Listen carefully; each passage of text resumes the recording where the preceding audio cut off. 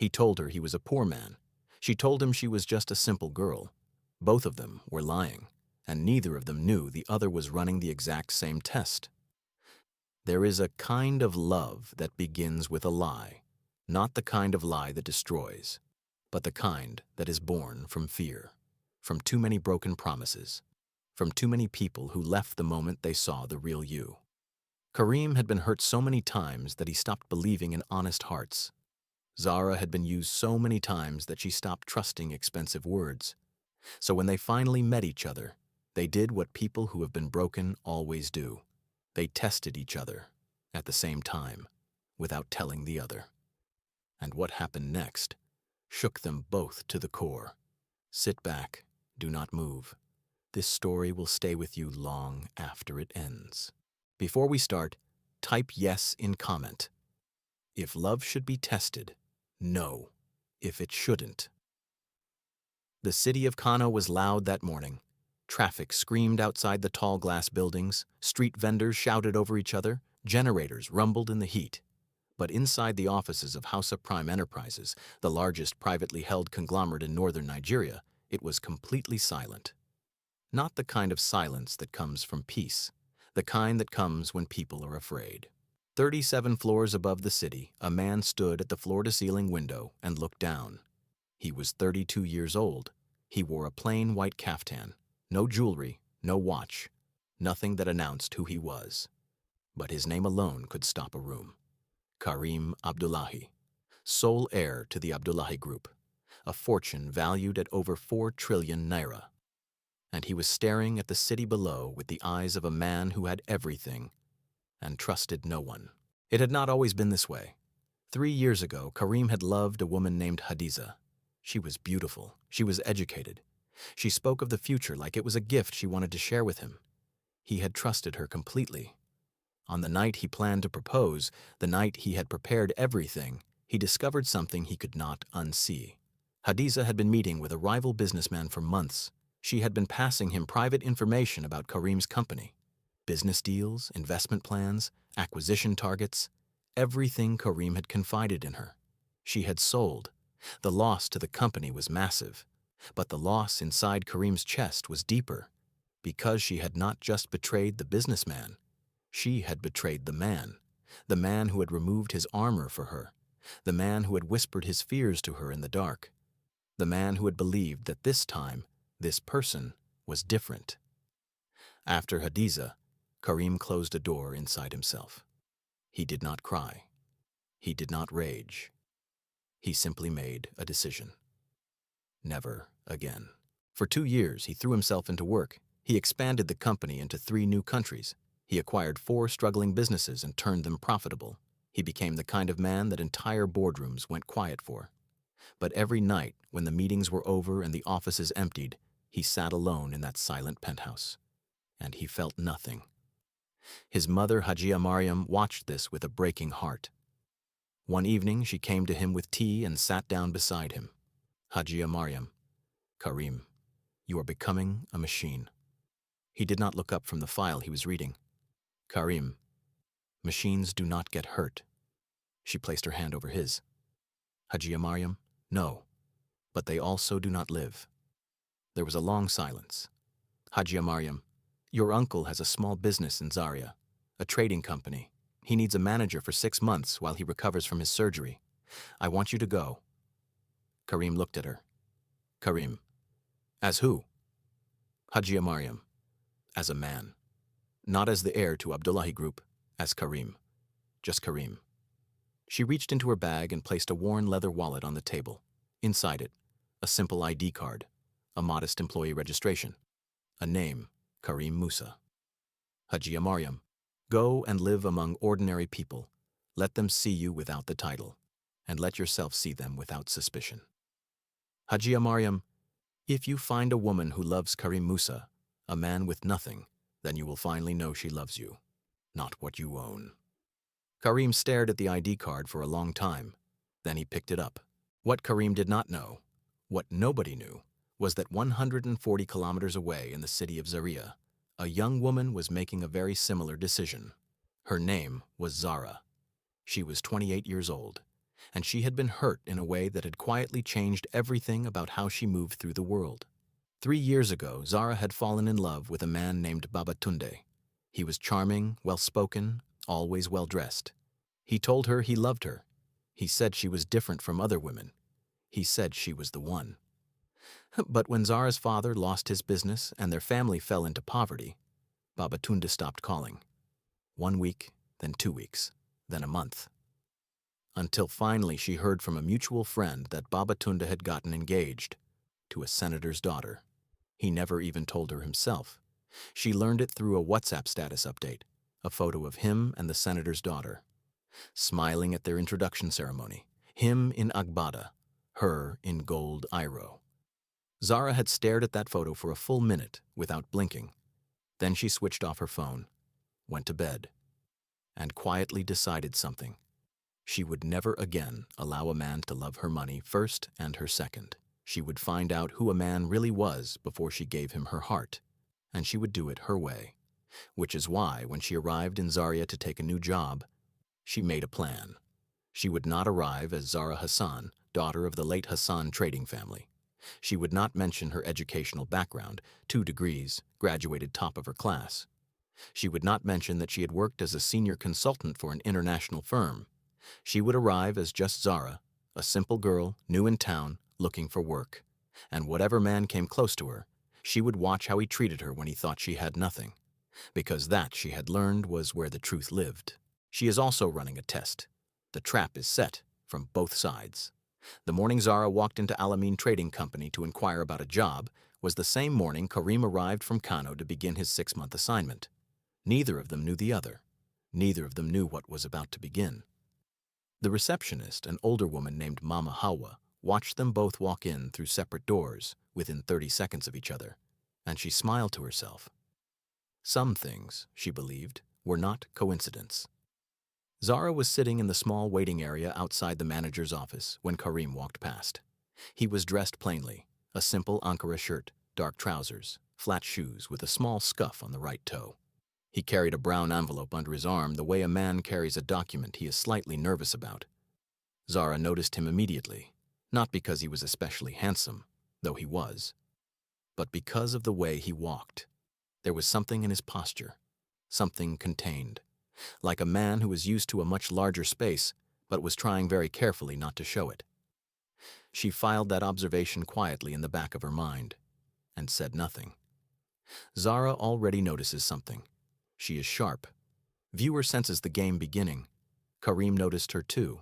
She was sitting with a small handbag on her lap. Her dress was simple, a plain blue cotton abaya, no embroidery, no accessories except small gold studs in her ears. She was looking at the wall calendar as though she was memorizing it, but her hands were folded in her lap very precisely, the way someone holds themselves when they are trying to look smaller than they are. Karim recognized that posture. He had seen it in boardrooms, on people who were hiding their credentials to see how they would be treated without them. He almost smiled. Then he reminded himself that he was doing the same thing, and he walked on. They did not speak that first day. But 3 days later, when the manager assigned Zara to work in the records department under Karim's supervision, there was no avoiding it. Karim was going through shipping files when the door opened and she walked in. Zara. Assalamu alaikum. I was told to report to you. I am the new records assistant. He looked up. Karim. Wa alaikum salam. Sit down. What's your name? Zara. Zara. Karim. Just Zara. She met his eyes without flinching. Zara. For now. Yes. A pause. He studied her for 1 moment longer than necessary. Then he nodded and pushed a stack of files toward her. Karim. These need to be organized by supplier code and date. Can you do that? She pulled the first file toward her and opened it. Zara. I already know how to do that. He raised an eyebrow. Karim. Have you done this kind of work before? Zara. I pick things up quickly. He watched her for a moment. Then he returned to his own files. But in his mind, a small question had been planted. Who is this woman? Both are testing each other without knowing. The chess game begins. The first 2 weeks were professional. They worked side by side every day, files, reports, supplier calls, end-of-day tallies. But beneath the routine, both of them were paying attention, watching, listening, measuring. Karim watched how Zara handled stress. When the internet went down for 3 hours, she solved the filing problem with a handwritten index system instead of panicking.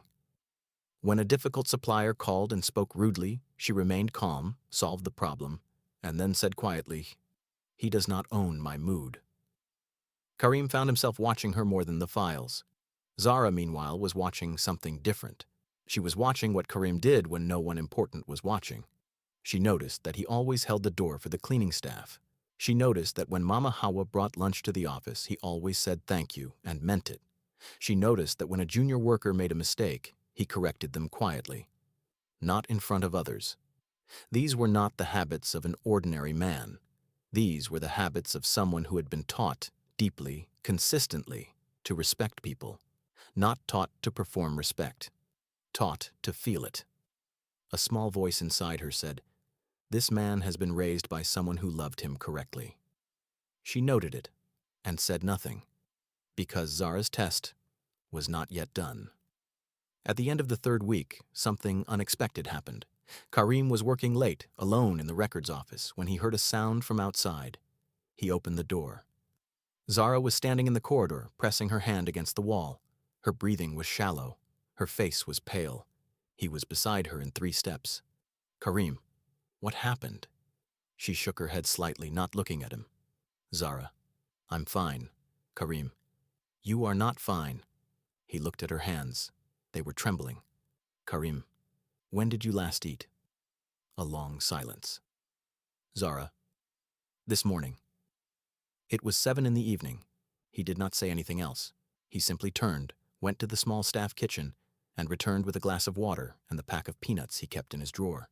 He handed them to her without drama. "Karim, sit." She sat on the small bench in the corridor. He sat on the floor beside her.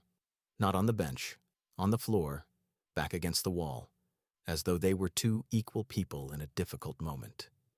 Zara looked at him sitting on the floor, and something in her chest moved, because she had known men who would have stood over her, men who would have used that moment to feel superior.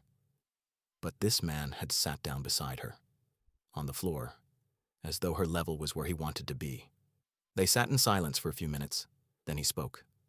"Karim, you live far." Zara, "Tudanwada area." Karim, "The far end?" Zara, "Yes." Karim, "I'll find you a kika. It's too late to walk." She looked at him. Zara, "You don't have to do that." Karim, "I know." He stood, brushed off his trousers, and held out his hand to help her up. She hesitated for just 1 second. Then she took it. Outside, the night was cool. He found her a keke, spoke briefly to the driver, and paid before she could protest. "Zara, why did you do that?" He looked at her with calm eyes. "Karim, because you needed to get home." Simple. No performance. No waiting for thanks. He just turned and walked back into the office. Zara watched him go. Inside the keke, as it pulled away, she pressed her fingers together in her lap. This man, whoever he really was passing every test she had designed, and that made her terrified, because the one test she had not yet run was the biggest one. It was a Thursday evening when Karim asked her. They had finished work late again. Everyone else had gone. The office was quiet, lit only by the fluorescent lamp above his desk. He had been looking at a map on his phone when he suddenly put it down and looked at her. "Karim, Zara?" Zara, "Yes." Karim, "There is something I want to show you. On Saturday, if you are free." She looked up from the report she was closing. Zara, "Show me what?" Karim, "Where I live." A pause. He held her gaze steadily, not nervously, not apologetically, just directly, the way a man looks at someone he is deciding to trust. "Karim, I want you to see it before anything between us goes further. I need you to see it first." Zara felt the weight in those words. She understood what he was really saying. He was afraid. He was preparing for rejection. And she had said, without words, "I will not reject you." "Zara, Saturday, I will be ready." What Karim did not know was what Zara was thinking as she walked home that night. She was thinking, this is it. This is the moment I run my test, because Zara had a plan of her own. She was going to dress down on Saturday. She was going to pretend she had just lost her job and was struggling to pay rent. She was going to tell him that her landlord had threatened to throw her out. And she was going to watch, very carefully, what this man did. Would he offer help immediately? Or would he pull back? Would he treat her like a burden? Or would he stay? That was the test. Her test, running alongside his. And neither of them knew they were walking into the same fire from opposite sides. Saturday morning. Zaria. The sun was not yet high. Karim stood outside the small compound he had rented at the beginning of his assignment. It was not far from the market, the kind of neighborhood where chickens crossed the road in the morning and children played barefoot by the drain. The house was not dramatic in its poverty. It was just tired. A small bungalow with a cracked outer wall, a wooden gate that did not quite close properly, a single overhead bulb in the main room, a concrete floor worn smooth by years of bare feet. Karim had not decorated it. He had not tried to make it look better. A plastic table, a mattress on a low iron frame, one chair by the window. He wanted her to see it exactly as it was, because if she could not accept this, then nothing else would matter. He was standing by the gate when he saw her turn the corner of the road. She was walking slowly. Her clothes were plain, plainer than he had ever seen her. Her face looked tired. His first thought, something is wrong. He walked forward to meet her. Karim, you came. Are you okay? She looked at him. Then she looked at the house behind him. Her eyes took in the cracked wall, the wooden gate, the worn threshold, and her expression was unreadable. He swallowed. Karim, I know it is not much. It is what I have right now. I wanted to be honest with you. She was quiet for a moment. Then she looked at him. Zara, Karim, before you say anything else. She stopped. He waited. Zara, I need to tell you something too. He frowned slightly. Zara, I lost my job this week. My landlord has given me until Monday to pay or leave. I have almost nothing right now. The silence that followed was delicate. Karim looked at her. She looked at him. And for a long, stretched moment, both of them were waiting to see what the other would do. Karim did not blink away. He did not suddenly remember an appointment. He did not offer a vague, I'm sure it will work out. He said, Karim, come inside. 2 words, calm, firm, without hesitation. He opened the wooden gate and stood aside. Zara walked through, and somewhere deep inside her chest, something that had been locked for 3 years, quietly opened. Inside the small house, they sat.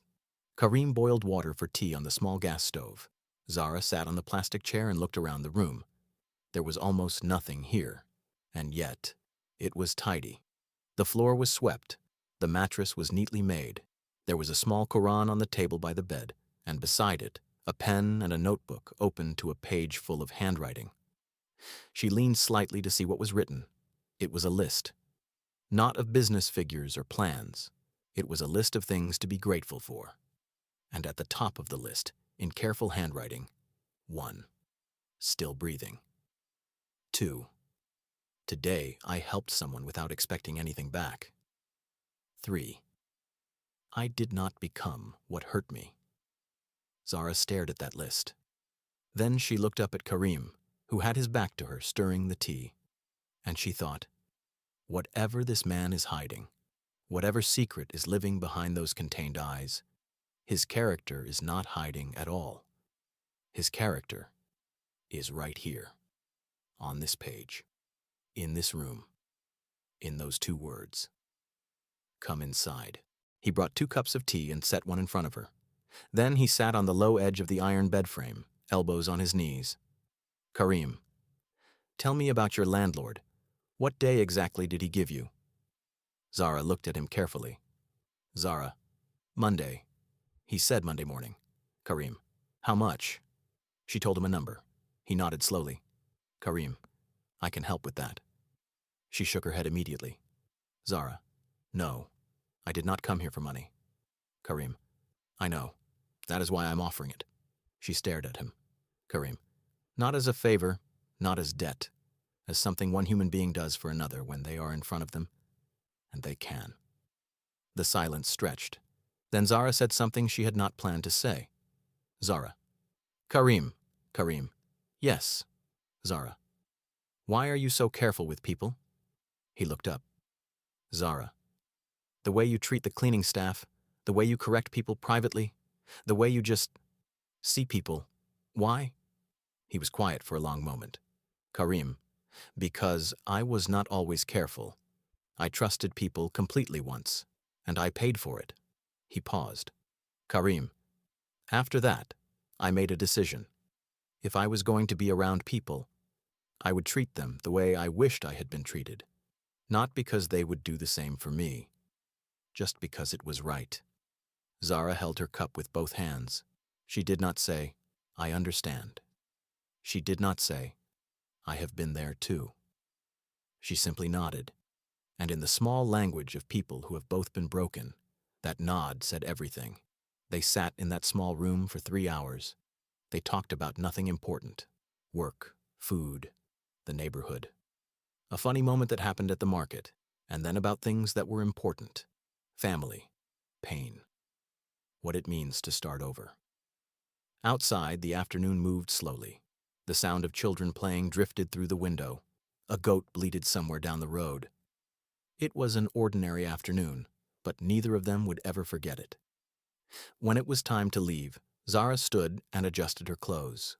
Karim walked her to the gate. She turned at the gate and looked back at the house. Then she looked at him. Zara, thank you for showing me this. Karim, you stayed. Zara, why would I leave? He did not answer, but the way his eyes softened, the way the tension in his jaw released, told her everything she needed to know. He had been afraid. He had expected her to leave, and she had not. As she walked away down the road, Karim stood at the gate and watched her go. And for the first time in 3 years, the tightness in his chest had loosened. Just slightly. But it was there, that loosening. 2 weeks after the Saturday visit, something happened that changed everything. It began quietly, the way real dangers always do. There was a man in the company named Al-Haji Sulaiman. He was not a manager, he was not senior staff, but he had been at Al-Amin Trading for 11 years. And in 11 years, he had made himself indispensable to everyone who mattered by knowing everyone's secrets. Al-Haji Sulaiman was the kind of man who smiled at your face and counted your weaknesses from behind it. He kept records, not official ones, personal ones, names, amounts, favors owed. When Karim arrived, Al-Haji Sulaiman watched him, and what he saw troubled him. This quiet man who had appeared from Kano, who dressed simply, who asked too many right questions, who did not accept bribes and did not owe favors, was a threat. Not yet, but potentially. And Al-Haji Sulaiman had survived 11 years by dealing with potential threats early. He started with Zara. One morning, he pulled her aside in the corridor. Al-Haji Sulaiman, Sister Zara, come, let me give you some advice.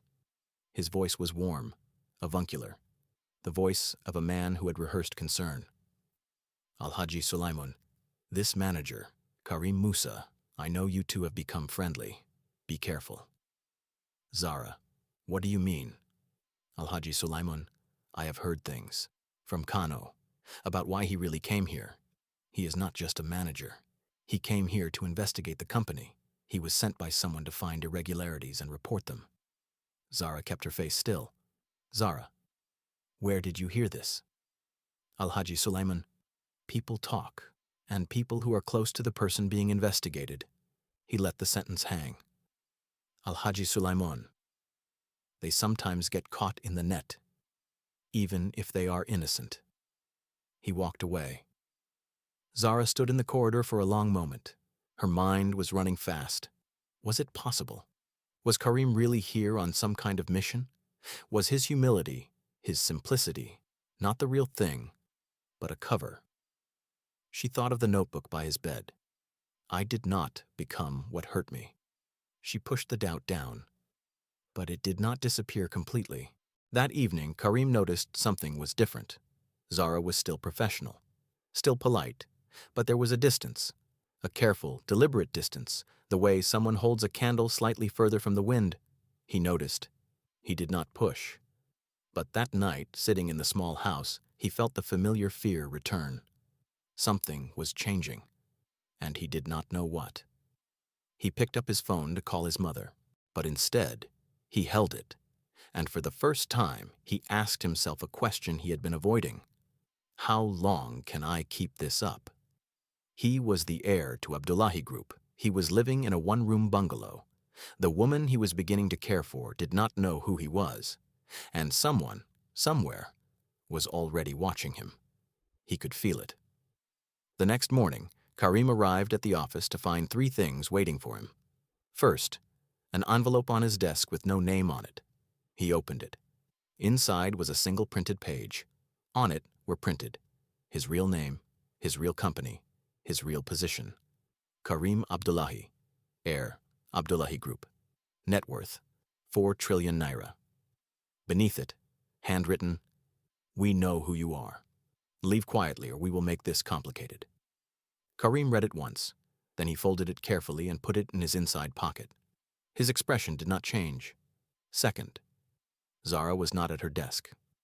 Third, Mama Hawa told him quietly that Zara had gone to the records room early and that Al-Haji Sulaiman had also gone in minutes before her. Karim stood up immediately. He walked down the corridor quickly. The records room door was closed but not locked. He pushed it open.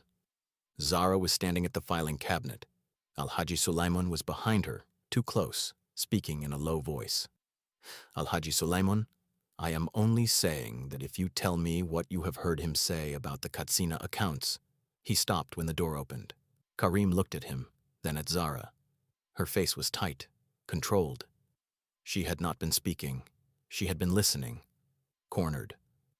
Karim stepped into the room fully. "Karim, Al-Haji Sulaiman." A pause. "Karim, this is a records room, not a meeting room, and this conversation is finished." Al-Haji Sulaiman straightened. "Al-Haji Sulaiman, I was just talking to her." "Karim, you were pressuring her, and you will not do that again." The room was very still. Al-Haji Sulaiman's smile did not quite reach his eyes. "Al-Haji Sulaiman, you are very bold for a simple manager from Kano." Karim held his gaze without moving. "Karim, yes, leave." A long beat. Then Al-Haji Sulaiman walked to the door.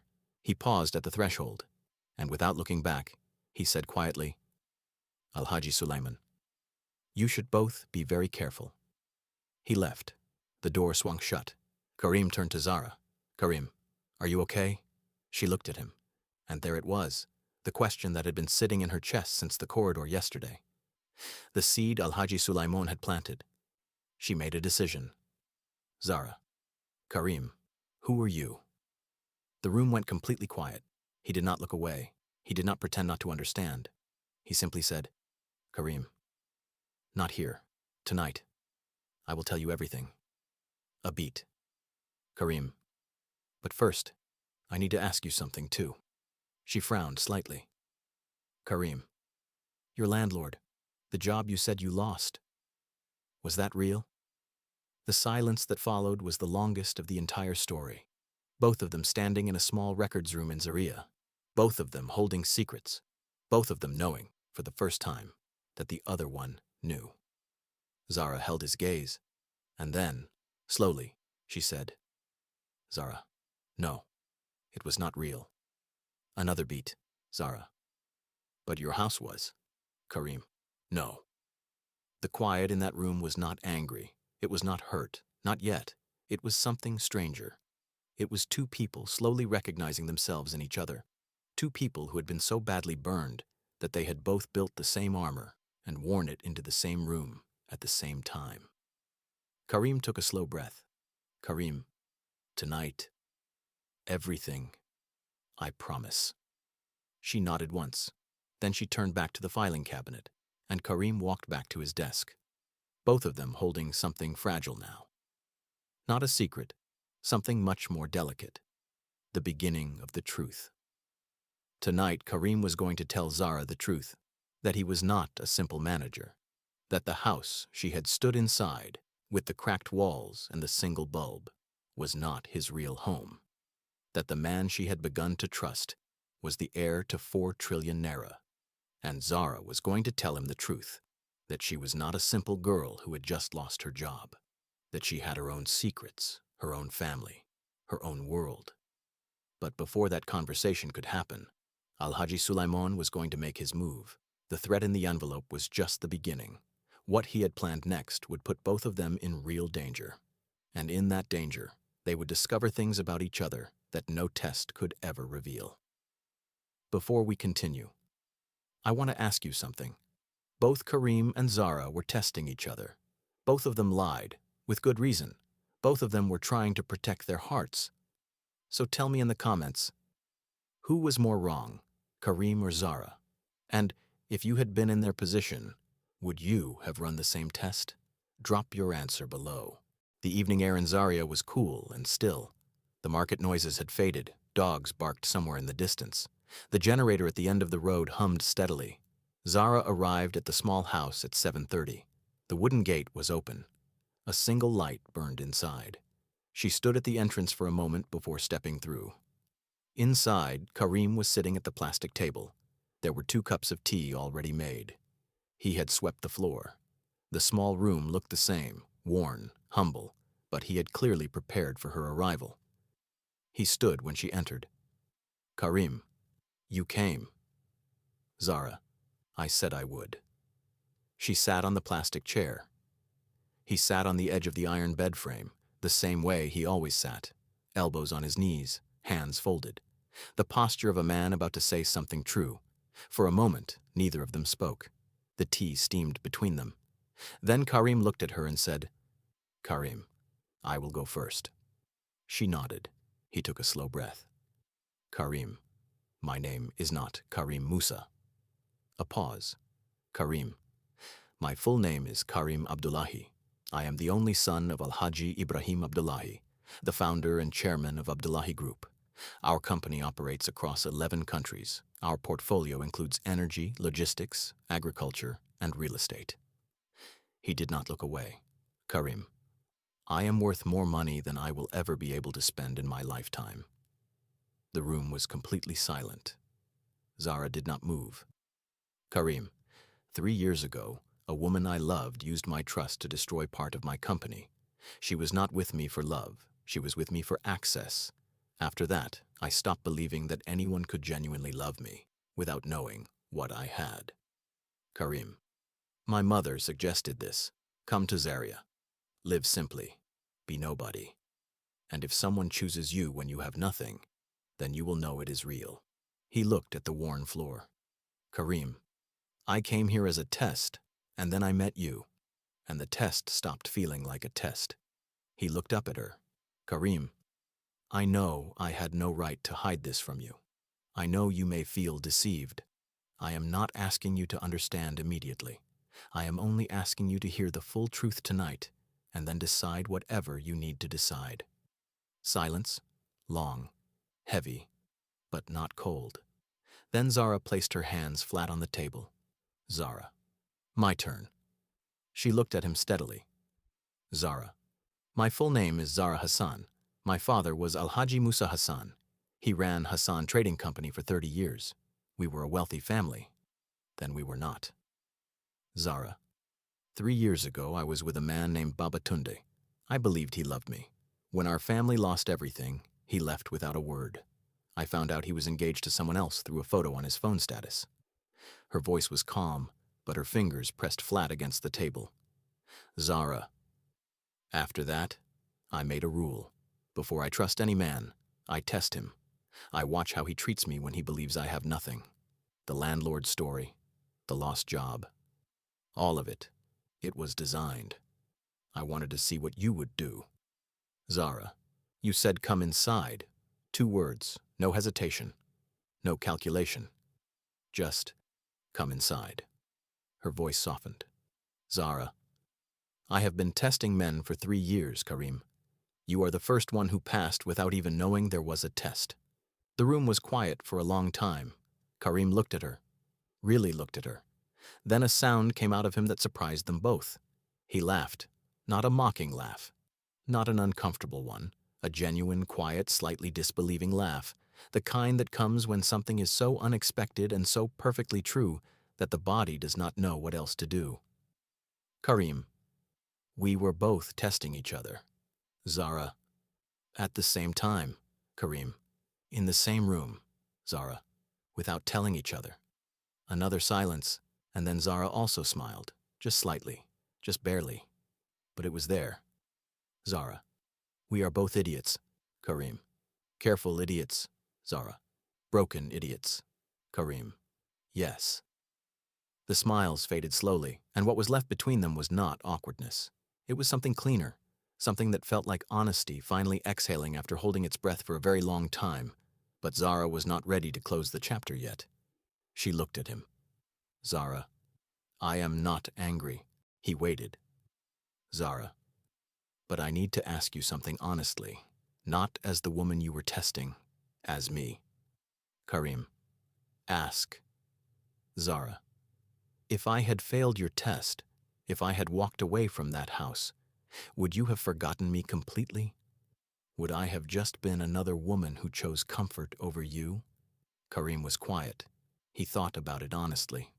Not quickly, not to give the right answer, but to actually think. Karim, probably yes. At first, I would have told myself I was right not to trust. She nodded. Karim, but then I would have kept thinking about you. Because even before the test, before the house, something about you was already different. Karim, the way you said, I pick things up quickly on your first day, the way you handled the supplier call, the way you did not perform. You were just present, all the time, without trying to be anything except what you were. Karim, I think, even if you had left, I would not have been able to fully forget you. Zara held those words carefully. Then she asked the second question. Zara, and now, knowing who I am, knowing that I was also testing you, does that change anything for you? He looked at her for a long moment. Karim, no. Karim, because the test you ran, it was not cruelty, it was protection. You had been abandoned. You were trying to see if I was safe.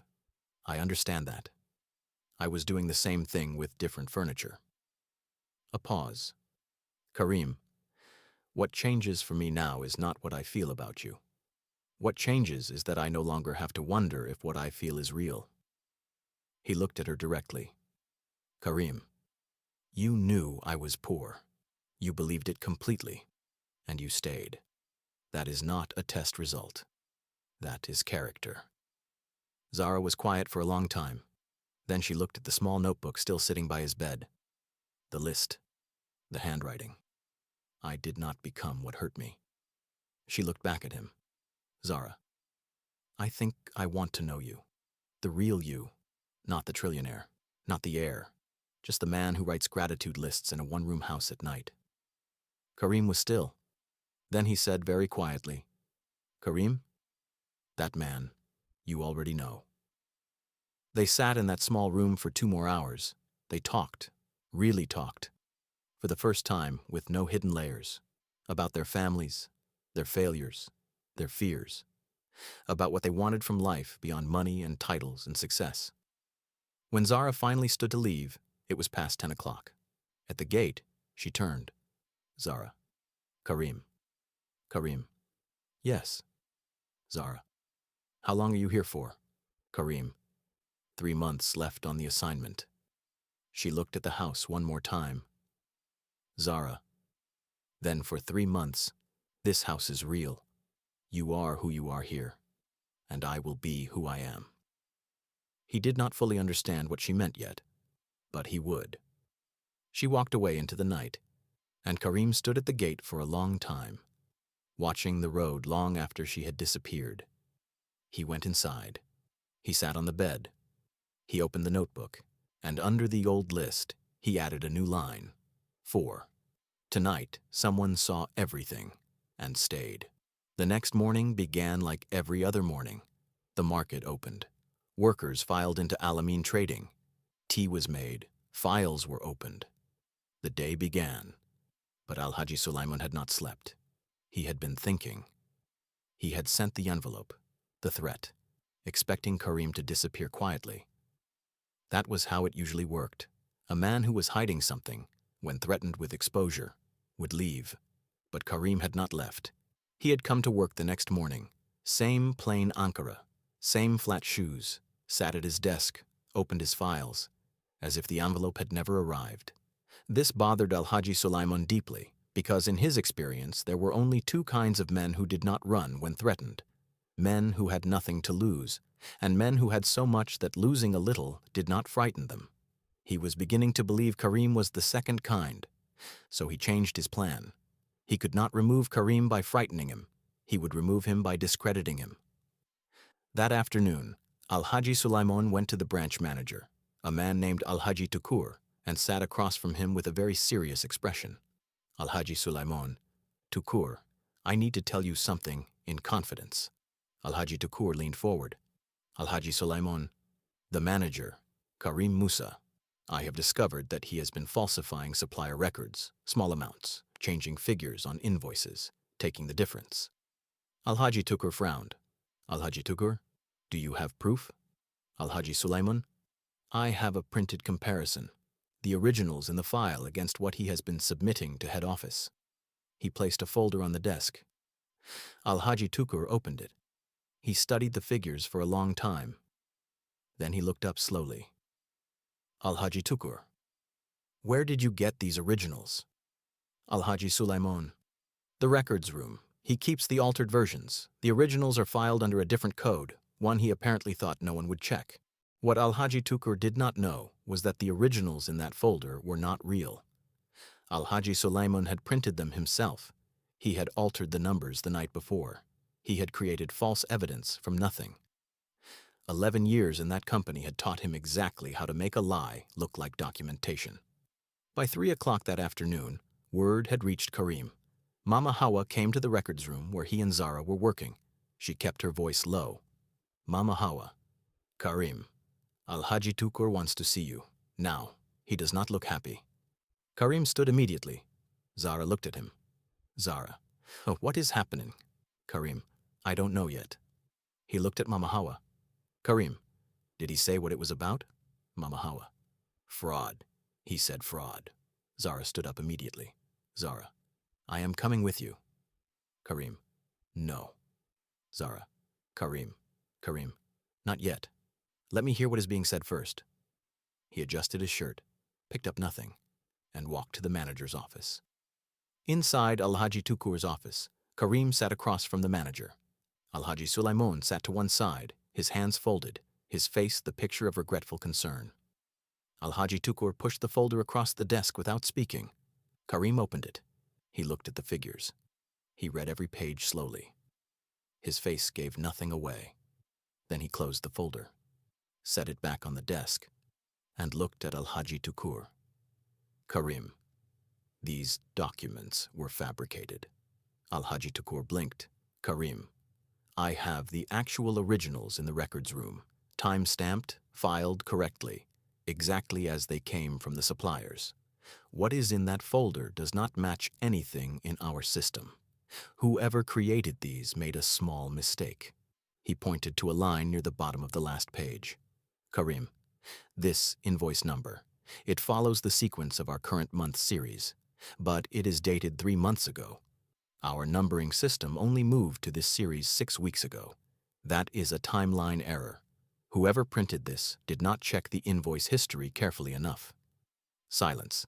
Al-Haji Tukur slowly turned to Al-Haji Sulaiman. Al-Haji Sulaiman said nothing. His hands, still folded, tightened slightly. Karim stood up. Karim, if you want the real records, I will bring them now. Every original, every matching supplier confirmation, every timeline. I will lay them on this desk, and you can verify each one. He looked at Al-Haji Tukur. Karim, And then I think we should talk about who created those documents and why. Alhaji Tukur looked at the folder for a long moment. Then he looked at Alhaji Sulaiman. Alhaji Tukur. Sulaiman. Wait outside.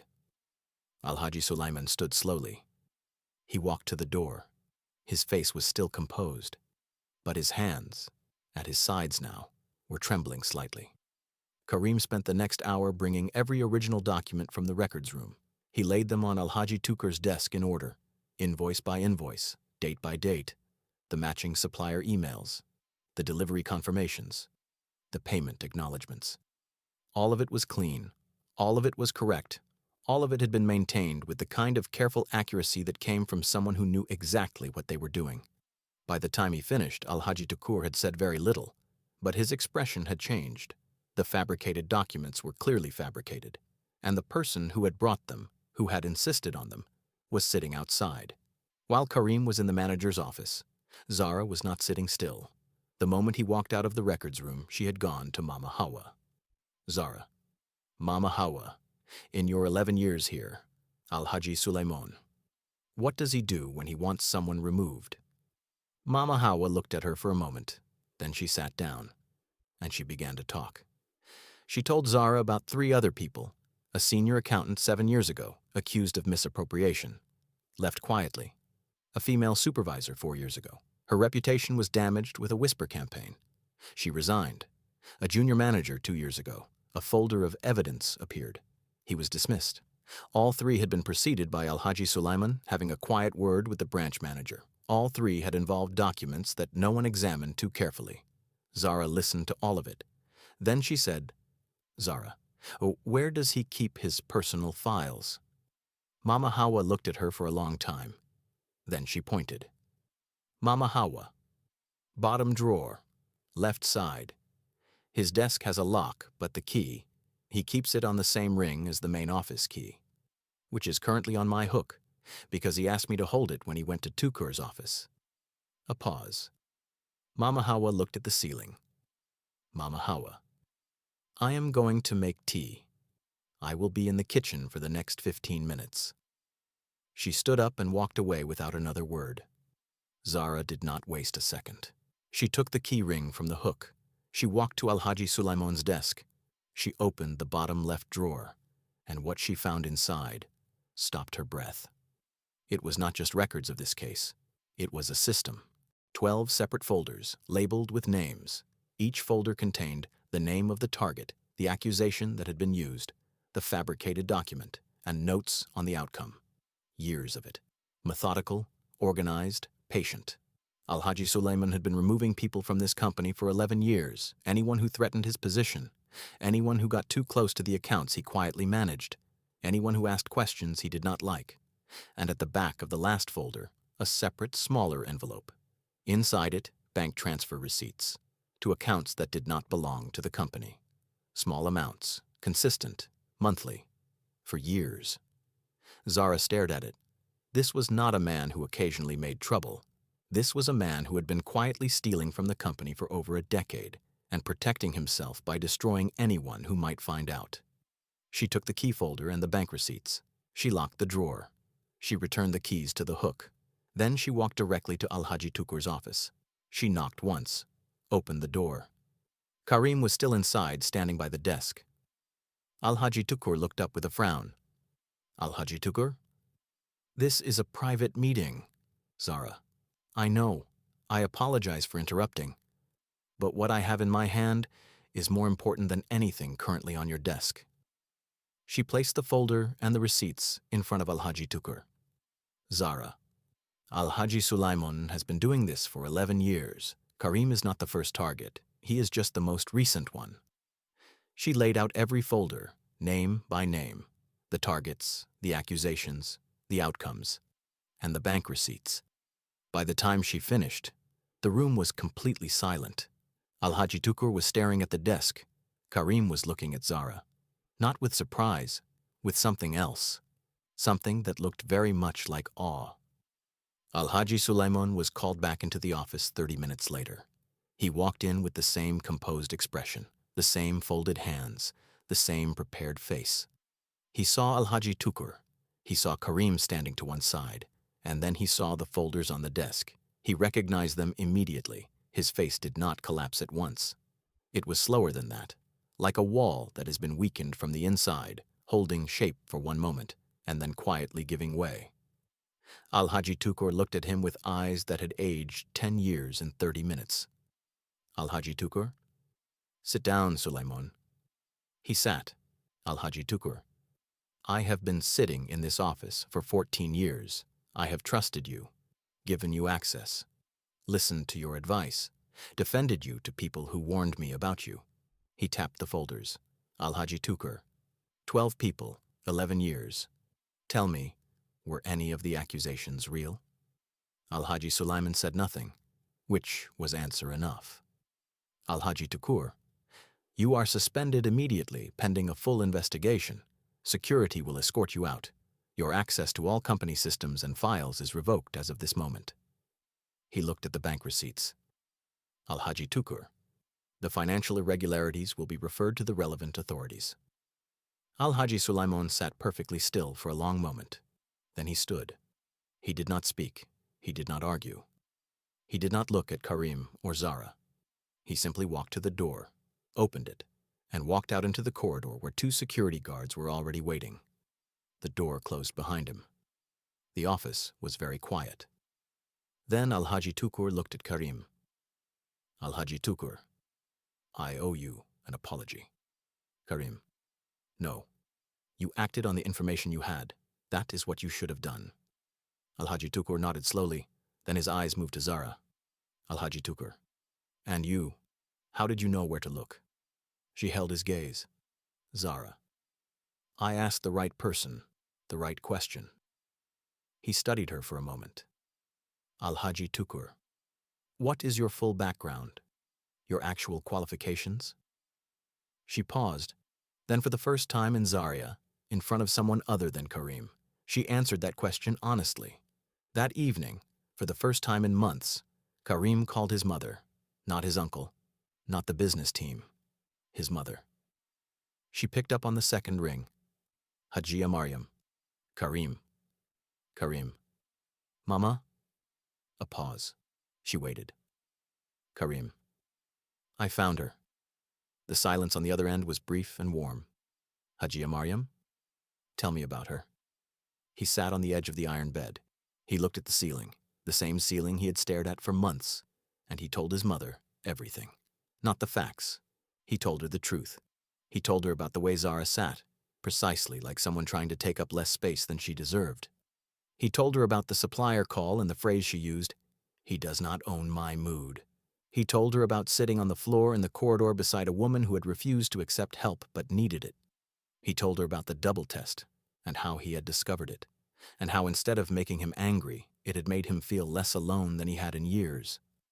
He told her about tonight, about the folder, about the desk, about Zara walking into that office and laying 11 years of a man's hidden crimes in front of a manager, not for herself, but for him. He told her everything.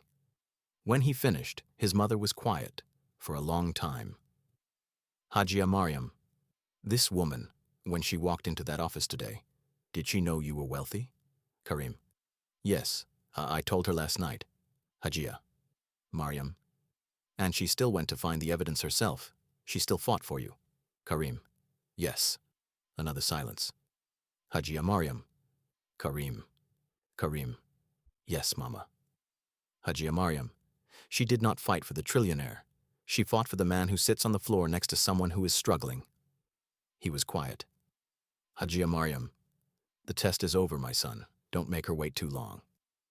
3 weeks later, everything changed again. Not badly, but completely. Karim received a call from his father, Al-Haji Ibrahim. The assignment is ending early. We need you back in Kano. There is an acquisition, a major one, and it needs your signature and your presence within the week.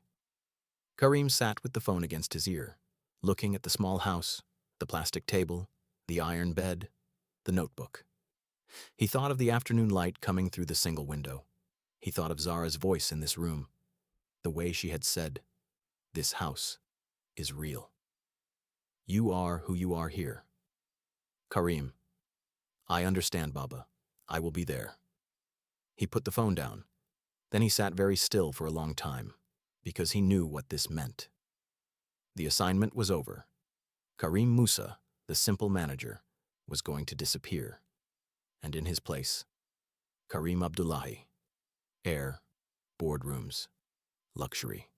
A life that had nothing to do with a one-room house in Zaria. And Zara was here, in this city, in this chapter of his life. The question was, could she exist in the next chapter? And more importantly, did she want to? He found her the next morning at her desk. He did not sit down. He stood at the edge of her desk and waited until she looked up. Karim, I need to tell you something. She put her pen down. Karim, I have to leave Zaria. Within the week, my father needs me back in Kano. She looked at him for a long moment. No reaction at first, just stillness. Zara, how long have you known?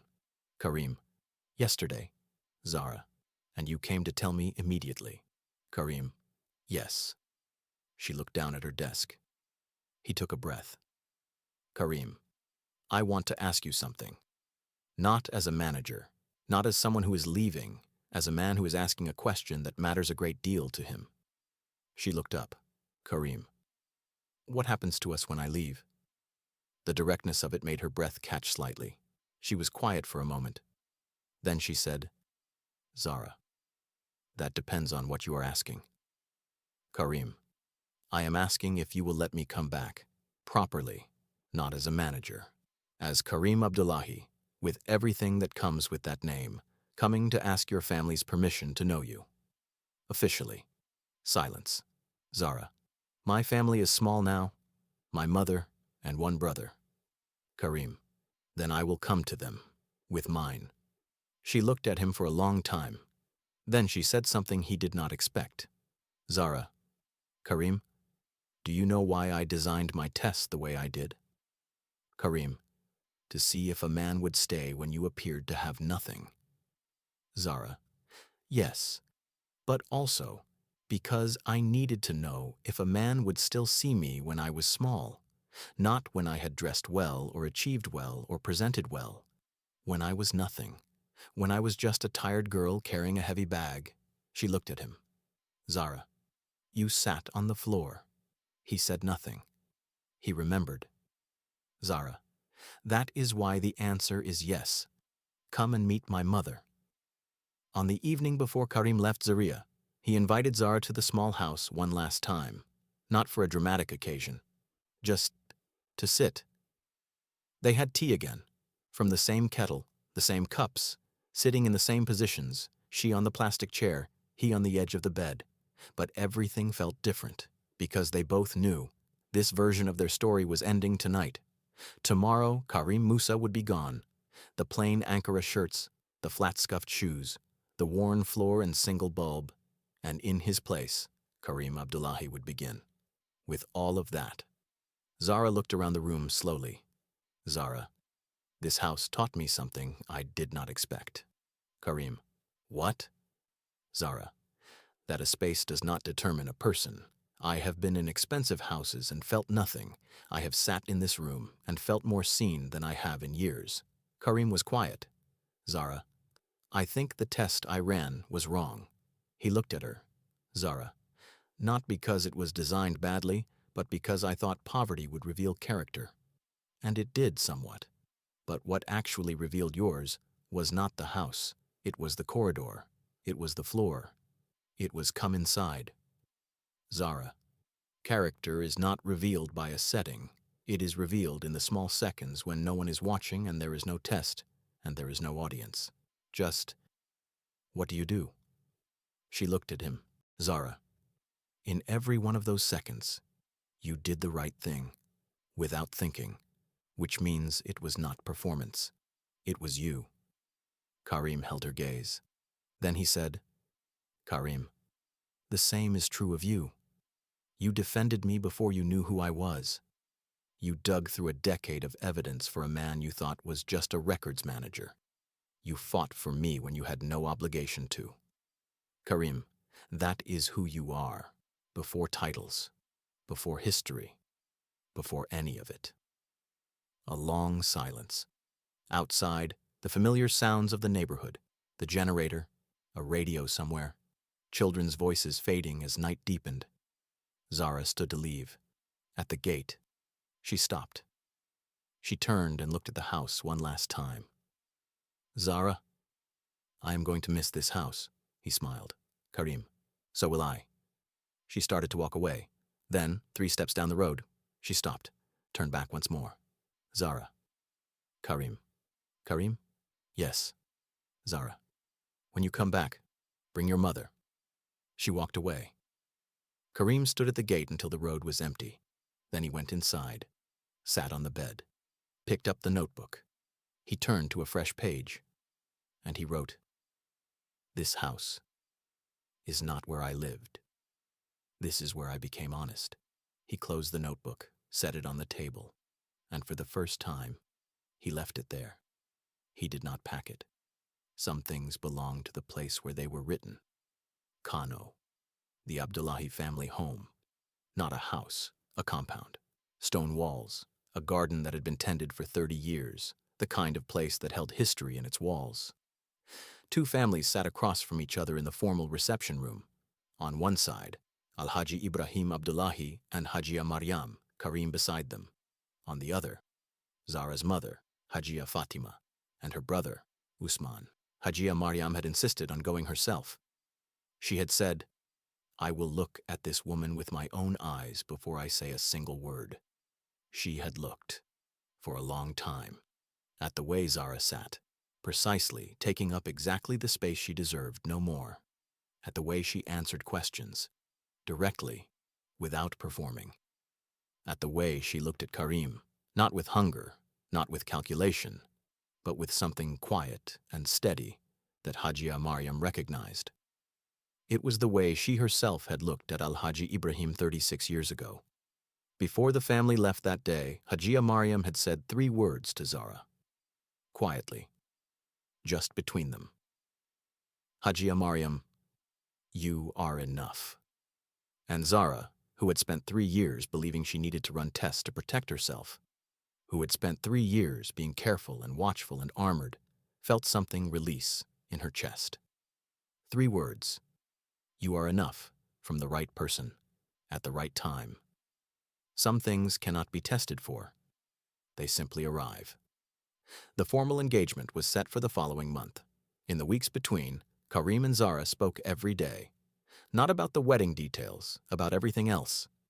She told him about her father, the man who had built Hassan Trading from nothing and lost it with dignity. He told her about the years after Hadiza, the boardrooms that felt like empty theaters. She told him about the gratitude list she had kept hidden in her own notebook for 2 years. He laughed. Of course she had one too.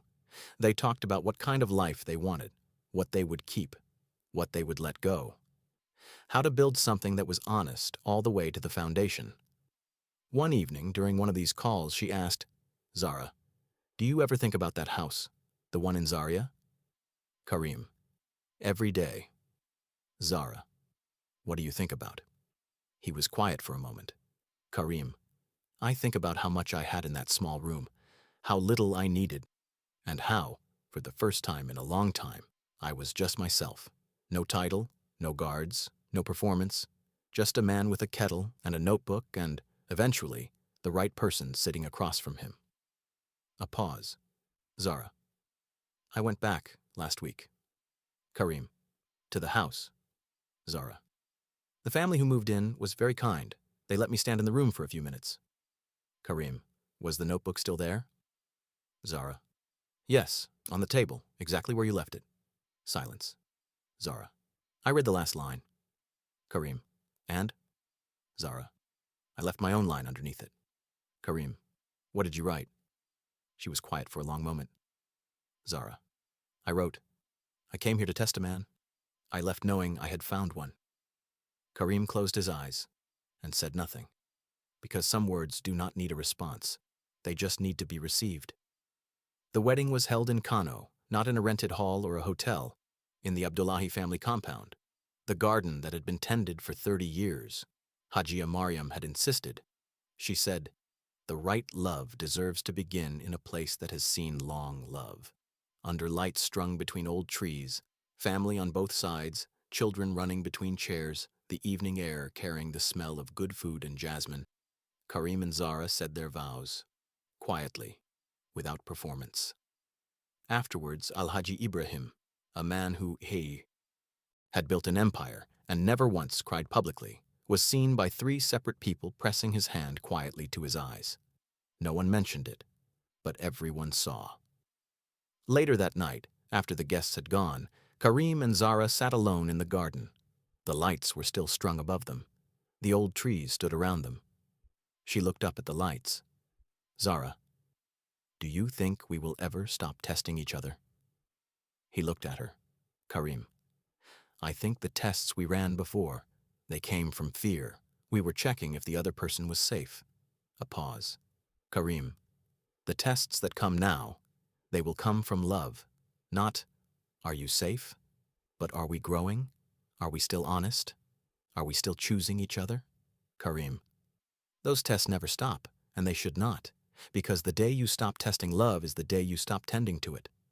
She looked at him. "Zara, that is a very wise thing to say." "Karim, I wrote it in the notebook 2 weeks ago." She laughed. And in the garden, under the lights, the sound of that laugh went up into the old trees and stayed there. My wonderful viewers, 2 people, 2 broken hearts, 2 identical tests, running at the same time, in the same room, without either one knowing. Karim tested her because he had been betrayed by someone who knew his wealth. Zara tested him because she had been abandoned the moment her wealth was gone. One was afraid of being loved for money. The other was afraid of being left without it. Different fears, same wound, same test. And what saved them both, what made the tests unnecessary in the end, was not a revelation or a confrontation. It was a man who sat on the floor, and a woman who walked into an office with a folder of evidence. 2 people doing the right thing, quietly, when no one was watching. That is what love actually looks like. Not the grand gesture, the small, unannounced thing. Done because it is right, not because someone is watching. Now, I want to ask you 3 questions. 1. Was it wrong for both of them to run a secret test, or was it understandable? 2. Which moment made you feel the most? The house, the corridor, or you are enough? 3. Have you ever tested someone you loved, or been tested? How did it end? Leave your answer in the comments. I read every single one. If this story moved you, share it with one person who needs to hear it. Like, subscribe, turn on notifications. The next story is already written, and it will be unlike anything you have seen before.